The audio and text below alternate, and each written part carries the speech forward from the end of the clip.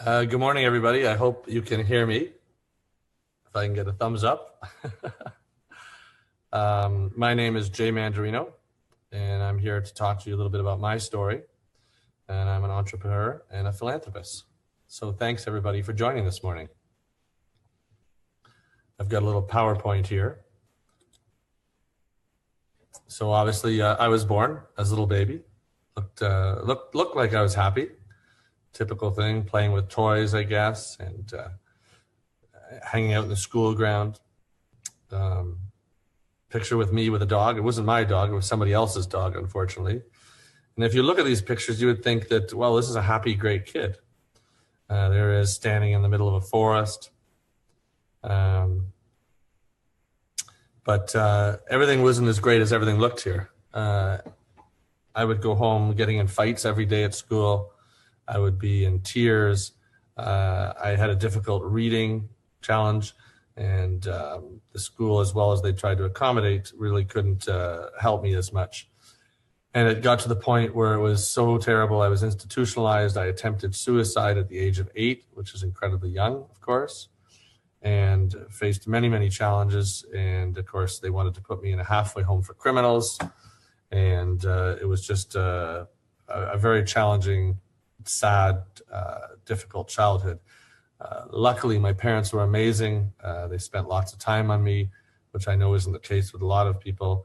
And I was very lucky. They found out eventually I had dyslexia and ADHD. So they sold their home. And I went to a private school in the States where I had 5 students per year. I could probably get some beers. This sounds like a really good idea. So I went home to my mom and I said, look, can I get some of Dad's beers? A couple of construction workers want them and I can make a lot more money. And my mom, maybe a little naive, whatever, sure. So I remember taking the beers and pouring them into this pitcher. And of course, didn't know anything about beer. So I got all this foam. So I had to clear out all the foam and then started bringing the beer and selling them. And I thought, this is fantastic. Now, of course, at every construction site, generally you have a policeman. So the policeman came up and I said, hey, would you like a glass of beer? And he said, no, I wouldn't. He says, do you have a license for this? And I said, no, I didn't know you need a license to sell beer. He says, oh, yeah, you do. He says, do you live around here? So, imagine me coming to the door with a policeman. My mom answered the door. I think she was horrified. Anyway, it turned out to be fine. And I wasn't charged for bootlegging, but that was my first sort of experience with the police.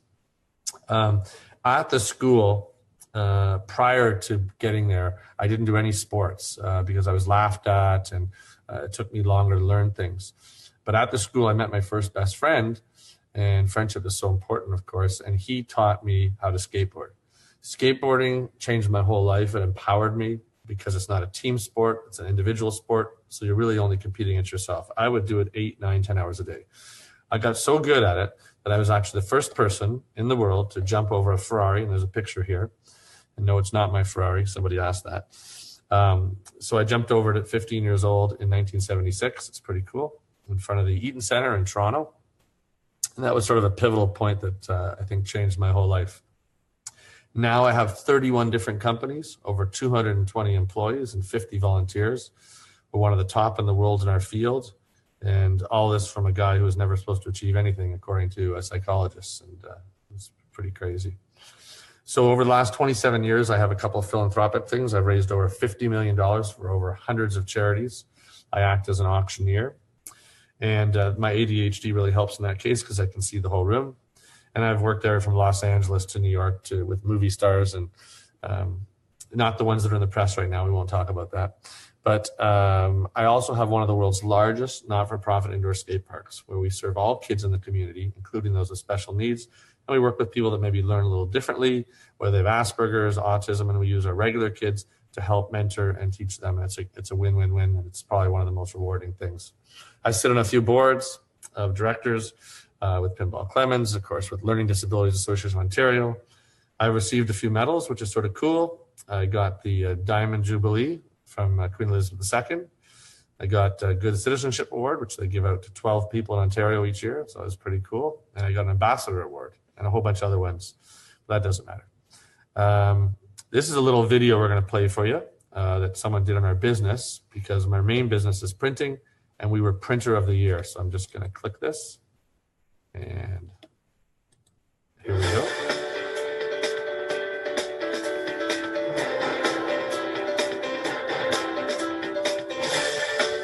Action's 2015 Printing Leader of the Year is Jay Mandarino, founder and CEO of the CJ Group in Toronto, who has invested more than $14 million over the past 2 years in purchasing 10 companies, investing in cutting-edge technology, and a new 80,000 square foot facility.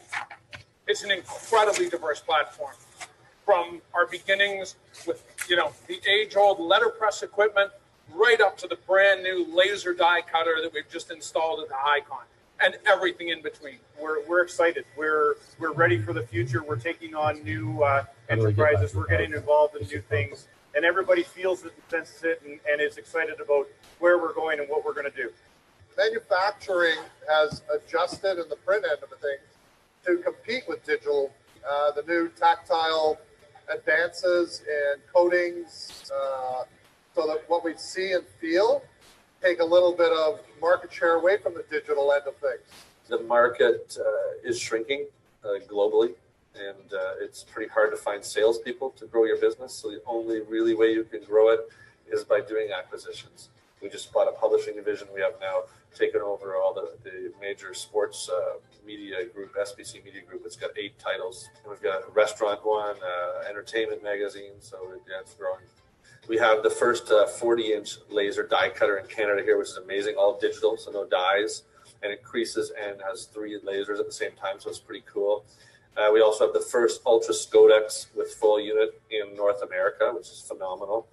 And then we have all of our large format equipment and our 3D equipment, which we sell the 3D equipment as well as we offer as a service to our clients. Mandarino is well known across Canada's printing industry for his tireless philanthropy, helping to raise more than $50 million for some 250 charities over the past 25 years. He is involved with more than 100 events annually, including at least 50 serving as the charity auctioneer. I was just brought up to give back. I was very unfortunate, had some very tough circumstances growing up, and I was lucky still to be here. And so I never forget the people who helped me. And anybody who asks, I always reach out. I answer every single email. You're almost in tears sometimes when you read them. These cancer days we do with kids with cancer. It's just an amazing thing. And, there's just no words to describe it. Jay supports us in everything we do. He gives us the tools to do our job, and then he gives us the expectation. And the quality of this shop is driven completely by Jay's expectation. We've been very, very lucky. We're very fortunate and blessed, I guess, because we have an amazing team. At the end of the day, we get to make something. And a lot of people don't get to make something. They get to make part of something. But we actually start with a file, and we end up with a finished product. And to me, that's just amazing. It's interesting. It's something to be proud of. I think people here take pride in everything they do when they look at it. And I think what a lot of people realize is Canada has some of the best printing in the world now. So it's not that we're better than other printers in the country. I just think Canada overall is better than most countries in the world. We just got amazing technology and people and craftsmanship here.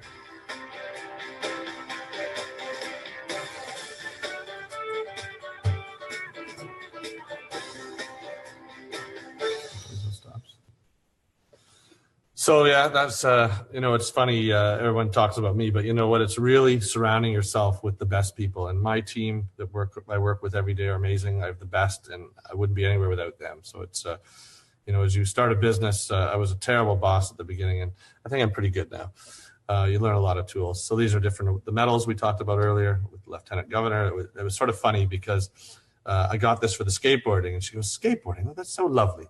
I said, "Yes, Elizabeth, we should get you on a skateboard." And she laughed, and they had to redo the picture, but it was very funny. Lovely lady. And other awards, yada, yada. I've got 2 books. I wrote a joke book. It's in the second publishing now, going to be available at Indigo Chapters in the spring. And it's Cause for Laughter. And all the proceeds from this book go to several charities to help kids and our own charity, which is great. I have a second book coming out, Ramp Up, which is a guide on how to skateboard. So that'll be out in, I think, the fall. So that'll be cool. So all for a guy who isn't supposed to do anything. In 1979, I came in 3rd place in Canada for slalom. That was pretty cool. And then just this past year, 38 years later, at 56 years old, I came in 3rd at the Worlds, representing Canada. So that was pretty cool. I wasn't even going to enter. This is just another little click video. I'm just going to hit a key here. Sorry. There's my Alt key.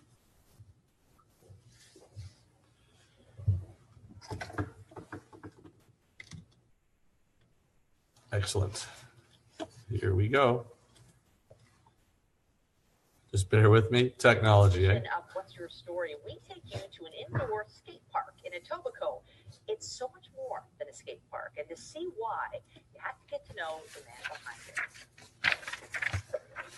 If he wasn't so much taller, you might think he was one of the kids. You hold your board? At 56, Jay Mandarino isn't about to put away his skateboard. Skateboarding was a tool for me to change my whole life around.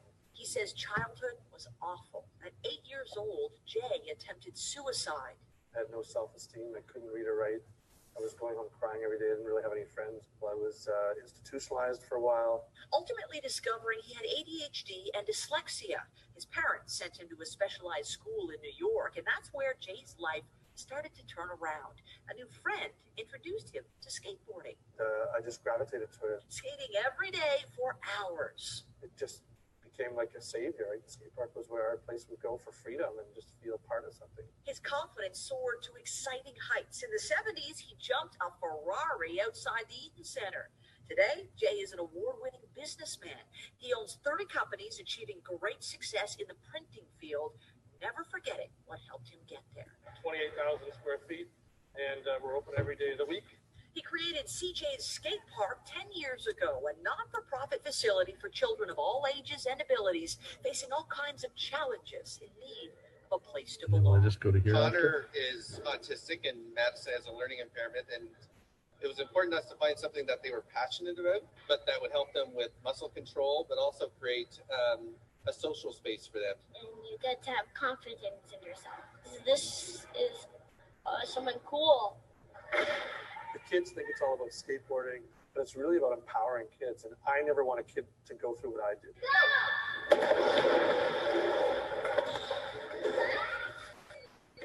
Tomorrow, by the way, is his Kids Being Kids event at the skate park, where kids and their families affected by cancer can come and play for free, of course.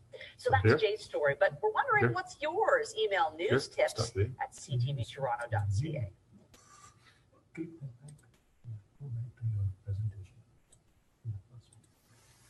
There we go. It was cute. She was lovely. So, we're here talking about a whole bunch of things and how to deal with children and the school system and everything. And I just want to talk just a little bit about how our crazy world has changed. It's absolutely insane. I've been doing several talks on this around the world, so I've done a couple of slides. And, I'm sure we've got every age demographic on the phone today. But, that's what gas used to cost, 20.5 cents. And you can see there was tons of taxes. It's just like there are now. But, crazy, right? Drive-in theaters. I don't know if some people you go, what's a drive-in movie theater? I mean, that was something we did all the time on Fridays. We'd go to a drive-in theater. People used to rollerblade, now they're skating.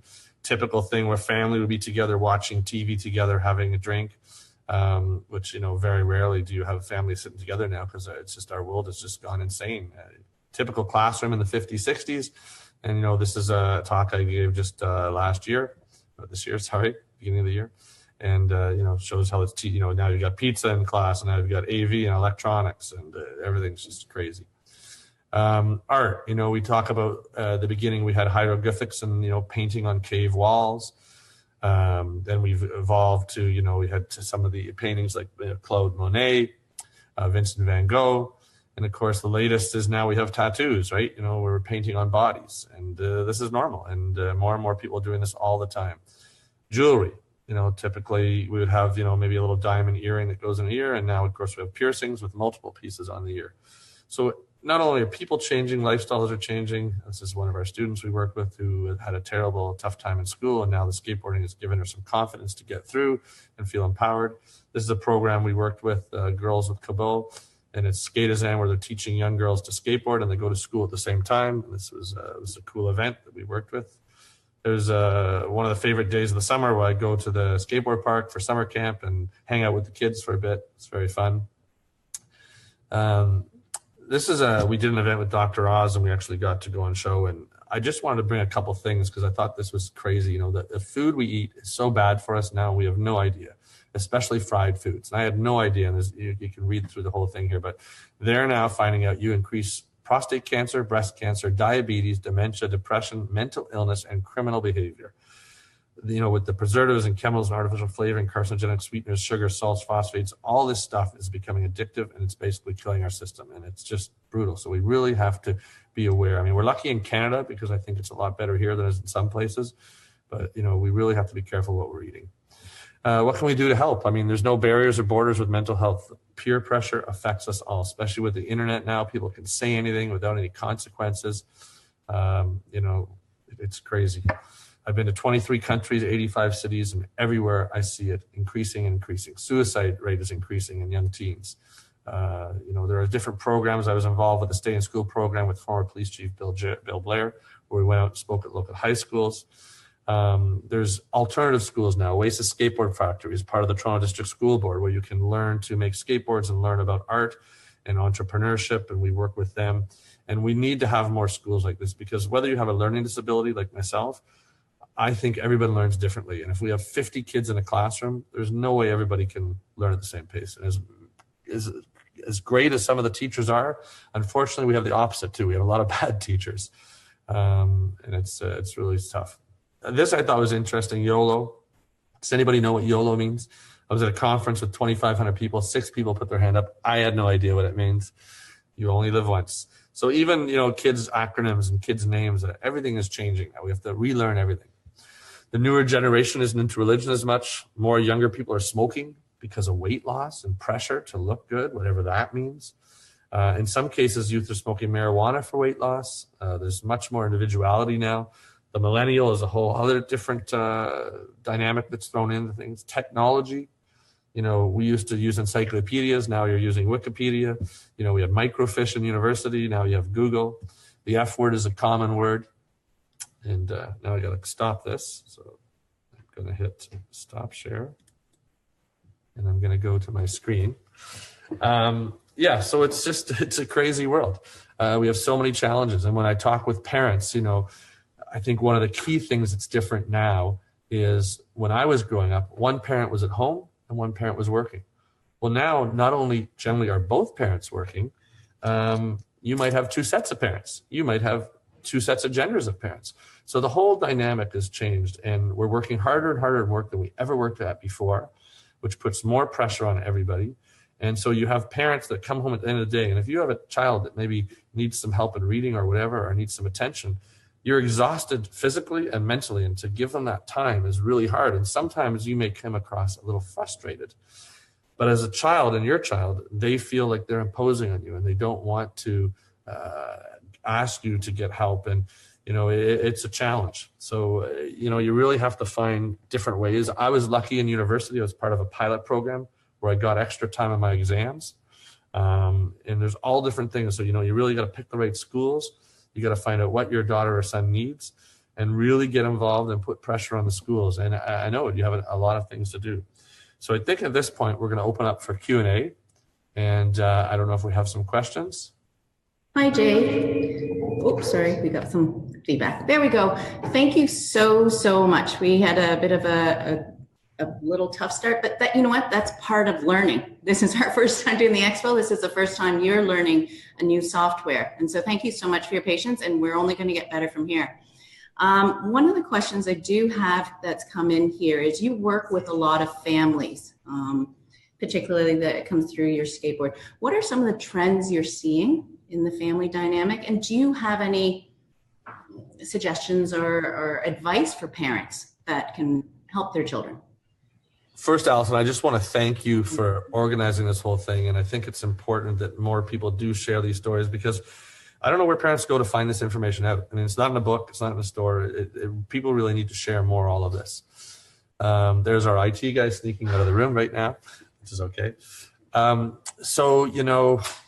There's one thing that's always interesting to me, and I think parents sometimes take it for granted, is I teach on Saturdays, and I'll hang out with the kids and the instructors, and I'll see someone, let's say a young boy who spent, whole morning learning this one trick.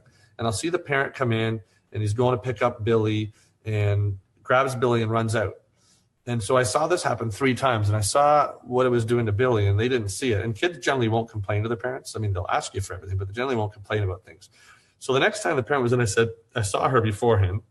I said, you know what? your son's been working so hard on this. He just wants you just to acknowledge him and look at it. And you have no idea the impact this will make, even though it seems maybe trite to you. And then she stood there, and the next week she came back to me and she said, I'm so glad you told me that. I just can't believe the difference I made. I said, well, what do you do? She goes, I'm a psychiatrist. I go, really? She goes, yeah, I know. I should know better. But we get so busy. You know, she's a shuttle service. She's taking one son here. She's taking a son to dance. She's going to like Saturdays used to be days where you could do things. Now a Saturday for a parent is you're just a full-time shuttle service all day long. You hardly get any time for yourself. So I don't know how these parents do it, to be honest with you. It's crazy. So, you know, you've got to pay attention with them. And kids, even though parents don't put pressure on them, and I haven't figured this out yet. I don't know where this pressure comes from, but kids feel they have to impress their parents. And if they don't succeed at something or don't do it well, they feel they've let you down. And I know parents don't put this pressure on them, but it just seems all the time we have this. So whatever you can do, take some time out. I know it's hard. Listen to them. Say, what can I do? How are you doing? The communication is so important, just like it is with a relationship. Thank you so much, Jay. That was fantastic. And actually, you know what? You talk about pressure, and I've had the privilege of speaking with a lot of the speakers that are coming up, knowing what's ahead. And the speakers all come up with the same, the feeling that students are feeling a lot of pressure. And actually, in our the Real Deal Family video, there's a lot of students that talk about pressures, external pressures, whether it's parental, educator, self. So that's something we definitely as a community need to work on together, is how to help students. We've had a question come in. People are always looking for resources. Have you come across any resources in your personal experience, whether it's a book, website, people that you found helpful, I guess, perhaps as an individual? You know, you've accomplished a lot of things. So are there any resources that you can recommend for a parent and a student? So I'm going to just back up a second. So I think there's two things I always tell parents and students when I'm talking to them. And one is you can never give up. You know, we have so many naysayers and so many people will tell you can't. I mean, everyone told me, no, you'd never have your business. No, you wouldn't finish grade school. No, you could never go to high school. No, you couldn't do university. And it's just part of human nature, I guess, to be that way. So you have to never give up. And you also have to have a sense of humor and laugh at things, because we all make mistakes. None of us are perfect. We'll continue to make mistakes. But if we don't have something to laugh at or have these sort of outlets. Also, as crazy it may sound, we know the brain develops between 1 and 16 with physical energy and physical activity. Kids need to be active. We know that most kids now are not being active. They're doing video games. They're recruiting more backwards, and they need to get into physical activity. So by doing scooter riding or skateboarding or bicycle, all these sports are individual sports and you're not competing. So there's not that pressure that you have to be as good as someone else. And they need to do this, and this will help them. As far as resource and tools, you know, Learning Disabilities of Ontario and across the country has centers, and they're a great resource to talk to. Talk to your local school. Each school has guidance counselors. Talk to them. But also get your kids diagnosed early. You know, and I know some people can't afford it. I know there are some funds out there for that. But you really need to understand, and I'll tell you, and probably some dads aren't going to like this, so no offense, dads. But generally when I talk to parents and we talk with kids that maybe learn differently or have a slower reading level, the father, because we know 85% of it is hereditary, most dads don't want to admit there's something wrong with them. And it's not that there's something wrong with them. It's a gene thing. They were born with it. So women tend to be a little more optimistic and more nurturing, just from our differences, and they tend to be better at this sort of thing. So it's tough sometimes to get both parents on the page, but you need to get both parents supporting that child. It's so critical at home. If you can't support them at home, what happens if something terrible happens out there? You know, and we see the rate in suicide just going astronomically, and there's no reason for it. So you really, you know, it's frustration. You feel like you're letting people down. So, you know, for me, because I was reading and writing, I learned to use a tape recorder and learn spell check and, you know, little things like this. But these all make a big difference. It's probably a long answer. But you know what, a really important one. And there was a lot of lessons learned there. And if I can comment too, you talk about the Learning Disability Association of Ontario, and I'm excited to say that their president and CEO, Lawrence Burns, will be speaking later on the Together Weekend session. as well as the Association for Career Educators. Emil and Janice will also be speaking on how to help students. And you know what? This event today is about taking off the sugarcoating. We want to tell parents the truth. What is the reality we're facing right now? Because if we don't face our reality, it's just going to get harder and harder, not just for the students, but for the whole family unit and then the community. So I appreciate you being honest in terms of, you know, what fathers can do. And maybe as a community, we need to look at what we can do better to support fathers, because we're not always born with these tools. This is, and the parent expos that we're creating here is the professional development opportunity for parents. And we all learn from each other. So, you know, thank you for all of that. And I think people just need to be more. We're just getting ready to sign on. We have our next guest, which is Close the Wallet. But any last words? I think we just need to be more open what you said, because, you know, when we try to do a breakfast panel every year and bring professionals in who are very successful, far more successful than me, often they don't want to do it. They don't want to share their story. They don't want their staff to know they have a learning disability, they have a learning challenge. Or I hate the word disability, but I know we're sort of stuck with it. But we all learn differently. There's nothing unnormal about that. So, you know, talk, share, support each other, never give up. And, you know, I believe each of us have a gift inside, and we have to find out what that is. We're all good at something. Find that so that it will give you that strength to pull you through.